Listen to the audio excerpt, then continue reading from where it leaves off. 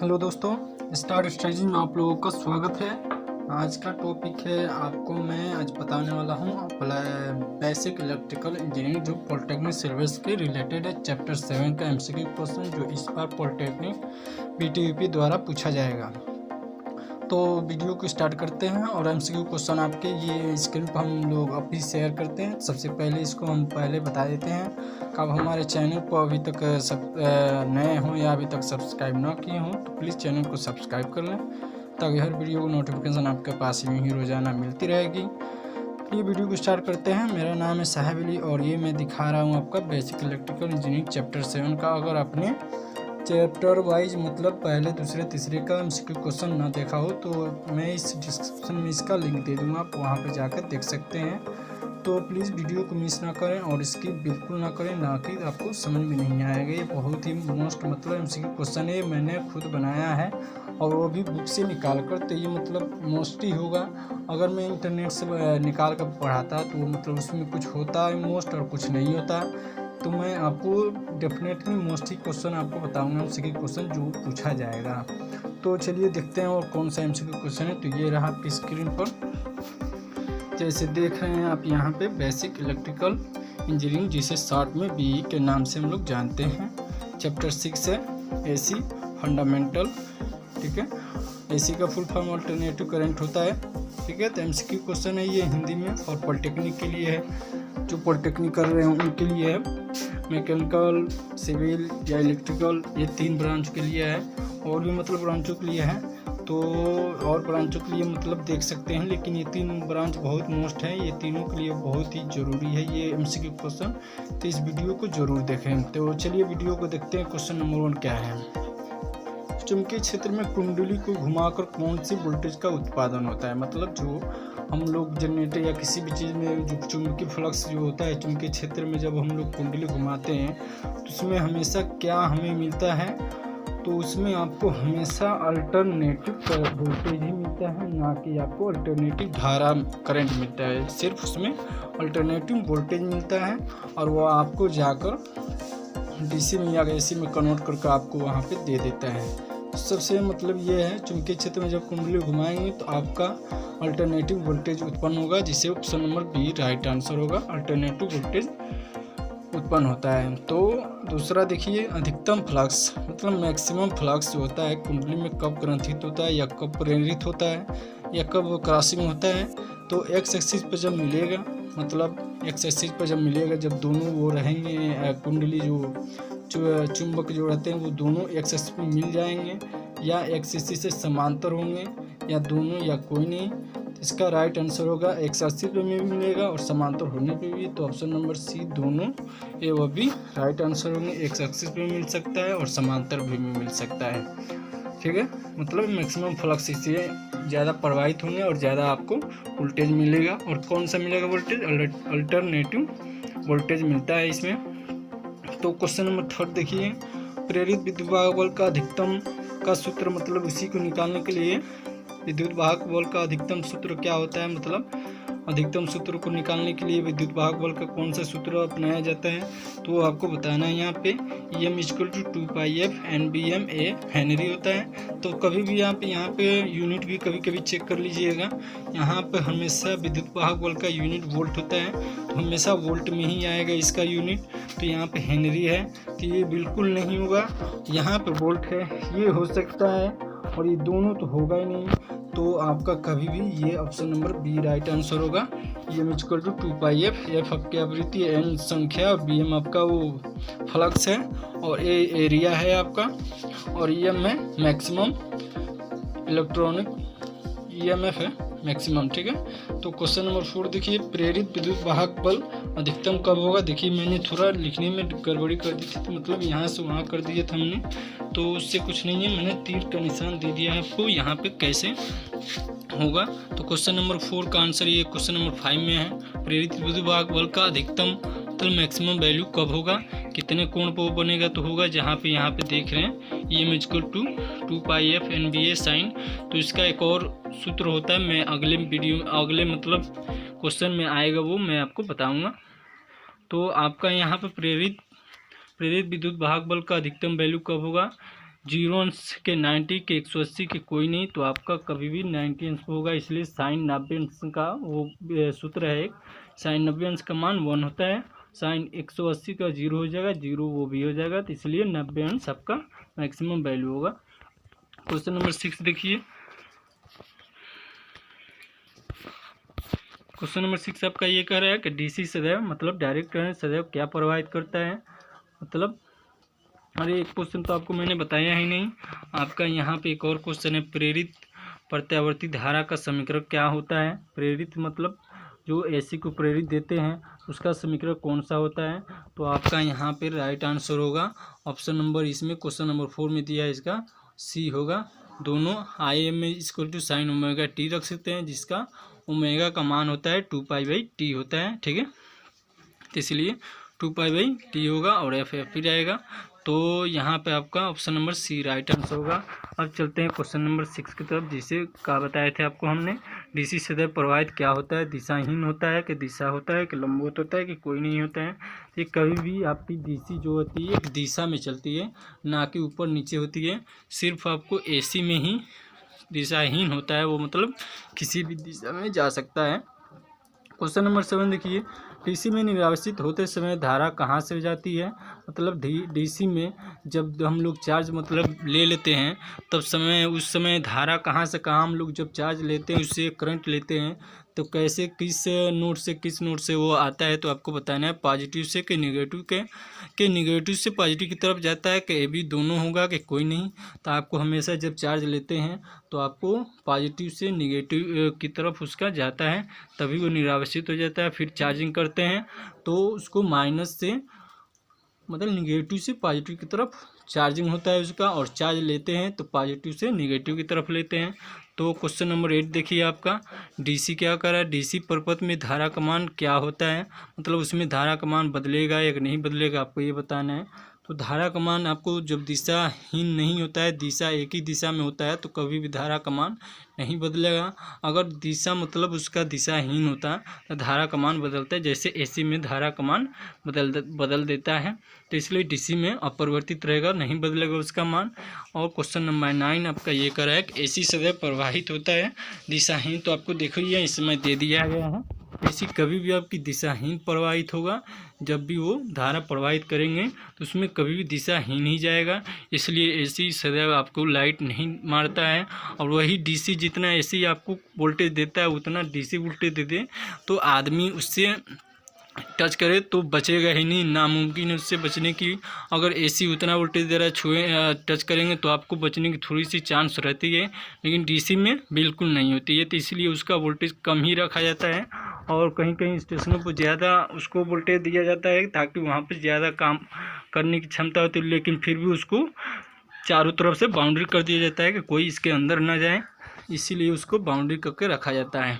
तो एसी और डीसी में यही फ़र्क होता है कि आपकी एसी क्या है और डीसी क्या है। तो क्वेश्चन नंबर 10 देखिए, एसी परिमाण में अपरिवर्तित रहता है। आपको देखिए यहाँ पर मान पूछ रहा है, परिमाण या मान बात एक ही है, आपका वर्ड सेम टू सेम है, बहुत चक्रिय आ जाएंगे, लेकिन मान परिमाण बात एक ही है।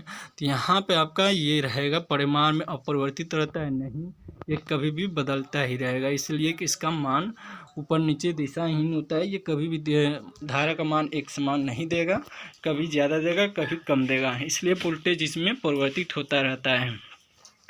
क्वेश्चन नंबर 11 देखिए, प्रति सेकेंड में पूर्ण हुए चक्र, मतलब 1 सेकेंड में पूर्ण हुए चक्रों की संख्या को क्या कहते हैं। आवर्तकाल के कोणीय वेग, आवृत्ति के हर्ट्ज।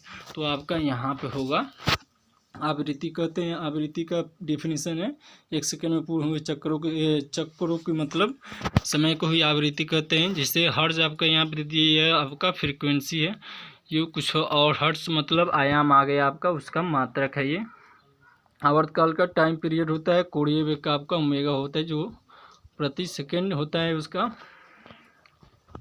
यूनिट। तो क्वेश्चन नंबर 12 देखिए आपका, कहाँ लंबा वीडियो हो रहा है, मतलब ज़्यादा समझाने में आपको ज़्यादा लंबा वीडियो हो जा रहा है, तो प्लीज़ चैनल को मतलब इस वीडियो को स्किप मत कीजिएगा, नहीं तो आपको कुछ नहीं समझ में आएगा। इसलिए बहुत ही मोस्ट इम्पोर्टेंट ये क्वेश्चन है आपको इस बार एमसीक्यू क्वेश्चन में पॉलिटेक्निक सिलेबस के जितने भी स्टूडेंट हैं।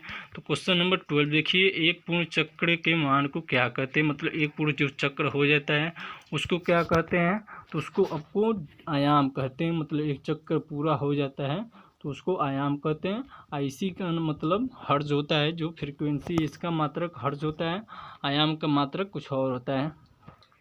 तो क्वेश्चन नंबर 13 देखिए, अधिकतम ईएमएफ का आयाम क्या, मतलब कौन सा सूत्र होता है जो ईएमएफ का आयाम निकालेंगे अधिकतम सूत्र। तो कभी भी ईएमएफ का आयाम जो मतलब मैक्सिमम वैल्यू पूछेगा तो ईएम से डिनोट करते हैं, और आर आपकी उसकी त्रिज्या, ओमेगा आपकी कोणीय वेग है, एल आपका प्रेरकत्व है जिसे हेनरी कहते हैं, आई एम आपकी धारा है, मैक्सिमम करंट है। तो इसका आपका राइट आंसर होगा, इस ऑप्शन नंबर 4 में दिए हैं। तो इसका अधिकतम ईएमएफ आयाम का सूत्र क्या होता है, तो आपको option number A right answer होगा। EM equal to I M root में R square plus 4 omega square L square bracket में बंद रहेगा। तो option number A right answer होगा क्वेश्चन नंबर 13 का। 14 देखिए, अधिकतम ईएमएफ का इसमें आवृत्ति का सूत्र पूछ रहा है, उसमें आयाम को पूछा था, तो इसमें आवृत्ति का कभी भी होगा ये व बी, मतलब 2, ये 2 से 2 कट जाएगा तो ओमेगा बाई पाई आ जाएगा, या 2 ओमेगा बाई 2 पाई होगा तो कोई वैल्यू, या 4 ओमेगा बाई 4 पाई रहता वो भी आपका ठीक था, उसमें भी कोई परिवर्तन नहीं होता। लेकिन आपका यहाँ पे ये भी सही है, ये भी सही है, तो इसलिए option number D right answer होगा। ए व बी पाई बाई ओमेगा नहीं होता है। 15 देखिए, प्रेरित विद्युत वाहक बल का मतलब ईएमएफ का उच्चतम मान का सूत्र क्या होता है। यहाँ पे देखिए आपको वो जो साइन वाला सूत्र था यहाँ पे आपका नहीं मिलेगा, अगले और आगे बढ़ेंगे तो वहाँ पे मिलेगा। तो यहाँ पे आपको बताना है M equal to N phi maximum into W, और N phi maximum equal to mega, ठीक है, दोनों या कोई नहीं। तो देखिए क्वेश्चन नंबर 15 क्या होगा, कोई आ गया था इसलिए मैं वहाँ पे चला गया तो वीडियो पोस्ट कर दिया था। तो 15 आपका प्रेरित विद्युत वाहक बल का उच्चतम मान का सूत्र पूछ रहा है, तो यहाँ पर आपका राइट आंसर होगा। यहाँ पे कोई वो वैल्यू नहीं दिया है जिसको आपको यहाँ पर राइट आंसर चुनना पड़े, तो option number D right answer होगा इसका। क्वेश्चन नंबर 16 देखिए, ये मतलब क्या है, प्रेरित विद्युत वाहक बल का समीकरण क्या होता है। Equal to E M sin T होता है कि E maximum sin omega T होता है कि दोनों होता है। तो आपका यहाँ पे option number B right answer होगा, ठीक है। E equal to E maximum, आपका ई मैक्सिमम मैंने पहले बता दिया था, अधिकतम विद्युत वाहक बल साइन ओमेगा टी, ये आपका टी समय है और ये कोण है साइन का। तो क्वेश्चन नंबर 17 देखिए, प्रेरित ईएमएफ का पहला समीकरण क्या है, बहुत ही मोस्ट है, आप लोग इसे स्क्रीनशॉट ले सकते हैं। तो अब तक मैं इसको बढ़ाता हूँ कि मतलब क्या होगा, तब तक आपका इसका स्क्रीनशॉट ले लीजिएगा। प्रेरित ईएमएफ का पहला समीकरण क्या है, E A equal to E M sign omega T, कि E B equal to E M sign omega T minus B. तो आपका यहाँ पे कभी भी चारों में से आपका पहला साइन ओमेगा टी ही आएगा, और ये ई एम है, सभी तीनों समीकरण जो इनका है वो समान रहेगा, ई एम जरूर रहेगा उसमें। तो ओमेगा टी आए तो सबसे पहले आप लोग जान लीजिएगा पहला ही समीकरण होगा, तो इसलिए option number A right answer होगा क्वेश्चन नंबर 17 का। 18 देखिए, प्रेरित का सेकंड समीकरण क्या है, तो ये तो साइन ओमेगा टी वो पहला हो गया, तो आपका यहाँ पे ओमेगा टी माइनस बीटा आ जाए तो ये ऑप्शन नंबर दूसरा बी होगा, सेकंड इक्वेशन का, वो भी किसका, प्रेरित ईएमएफ का होगा। सेकंड समीकरण क्या है, E B equal to E M sign omega T minus beta. Question number 19 देखिए, प्रेरित ईएमएफ का थर्ड समीकरण क्या है, ये इक्वल टू ई एम, तो ये पहला हो गया, और ये आप लोग डेफिनेटली अभी पिछले क्वेश्चन में देखे थे, ये equal to sin omega T minus beta होता है। तो अगर इसका तीसरा समीकरण आप लोग बनाना चाहें तो इसी equal to E M sign omega T minus alpha plus beta होगा, इन दोनों का जोड़कर जो आएगा वो तीसरा समीकरण आ जाता है। तो उसमें ध्यान नहीं देना है, अगर ओमेगा टी पे सिर्फ पहला होगा, अगर इसमें माइनस बीटा आ गया तो दूसरा हो गया, तीसरा आ गया omega T minus alpha plus beta तो तीसरा हो गया समीकरण। बस इतना आपको याद रखना है। तो दोनों का स्क्रीनशॉट ले लीजिए। तब आगे बढ़ाते क्वेश्चन नंबर 20 की तरफ। तो क्वेश्चन नंबर 20 देखिए, वर्ग माध्यमान, ये भी इम्पोर्टेंट है, किससे डिनोट करते हैं, आई आर एम एस का I am I Z equal, तो आपका ऑप्शन नंबर सी होगा, आई आर एम एस से डिनोट करते हैं। ये आपका राउंड मीटर सेकेंड है, आर एम एस, ठीक है, वर्ग माध्यमान। और अब प्रत्यावर्ती धारा या वोल्टता का वर्ग माध्यमान निकालने की कितनी विधियां हैं, आपको यहाँ पे बताना है कितनी विधियाँ इनकी है। तो 2 विधियाँ हैं, ठीक है। प्रत्यावर्ती धारा या वोल्टता का वर्ग माध्य मान निकालने की कितनी विधि है, 2 ही विधियां हैं। और क्वेश्चन नंबर 22 देखिए, प्रत्यावर्ती धारा का वर्ग माध्यमान का सूत्र क्या होता है, I=, तो आप लोग यहाँ पर थोड़ा देख सकते हैं, I=I1² I2² प्लस IN² अपान, ये अपान है, इस तरह खड़ी पड़ी गई है, वो अपान है, n है। तो इसको I² को हटाएंगे तो रूट में आ जाएगा, तो यहाँ पे रूट में आ गया है। तो आप लोग डेफिनेटली एक ऑप्शन से देखकर दूसरा ऑप्शन बना सकते हैं। इसका डेफिनेटली आपका right answer option number C होगा। क्वेश्चन नंबर 20 का दोनों होगा ये, I² I1² plus I2² plus IN² by n, ठीक है। तो I आपका धारा है, ठीक है। क्वेश्चन नंबर 23 देखिए, ये अब खत्म होने वाला है, इतना ही एक चैप्टर में। प्रत्यावर्ती वोल्टेज का वर्ग माध्यमान, इसमें वोल्टेज पूछ रहा है, उसका वर्ग माध्यमान निकालने के लिए क्या सूत्र होता है, तो वही होगा। वहाँ पे I1 था, तो यहाँ पे V1 हो जाएगा, वोल्टेज के स्थान पर धारा का स्थान पर वोल्टेज आएगा V1²। तो आप लोग इसका भी मतलब एक याद करेंगे, दूसरा आपको याद हो जाएगा, सिर्फ इसका वर्ड चेंज हुआ है और यहाँ पे वैल्यू जो रखा गया है वो चेंज हो गया है। तो इसका भी ऑप्शन नंबर यहाँ पे देखिए, इसका ऑप्शन नंबर भी होगा। ये देखिए यहाँ पे इसलिए कि V² नहीं है, उसमें I² था, तो इसमें V² नहीं है, इसलिए ये नहीं होगा। इसका भी बात आप लोग को ध्यान रखना पड़ेगा, तो अगर V² नहीं है तो नहीं होगा। यहाँ पे देखिए V=, या अगर यहाँ पे स्क्वायर होता तो रूट में आ जाएगा, तो ये रूट में आ गया, तो इसलिए option number B right answer होगा। V=V1 रूट में V1² plus V2² plus VN² अपान n होता है। क्वेश्चन नंबर 24 देखिए, ज्यावक्रीय, यहाँ पे आ गया ज्यावक्रीय प्रत्यावर्ती धारा का मानक समीकरण क्या है। यहाँ पे ज्यावक्रीय प्रत्यावर्ती, ये भी मोस्ट इम्पोर्टेंट, इससे भी आप लोग याद रखें। इसका मतलब ज्यावक्रीय प्रत्यावर्ती धारा का मानक समीकरण क्या होता है, L=L आपका प्रेरकत्व है, ठीक है। Im sin ωt, L=Im sin ωt, ये दोनों के कोई नहीं, तो आपका इसका ऑप्शन नंबर राइट आंसर आपको चूज कर लेना है कि क्या होगा। तो आपको इसका राइट आंसर होगा, ये होगा Im sin थीटा होता है, ठीक है। ωt की जगह पर थीटा आ जाएगा यहाँ पे, बस यही है इसका अंतर, ωt की जगह पे आपको sin थीटा आ जाएगा, तो इसलिए option number B right answer होगा।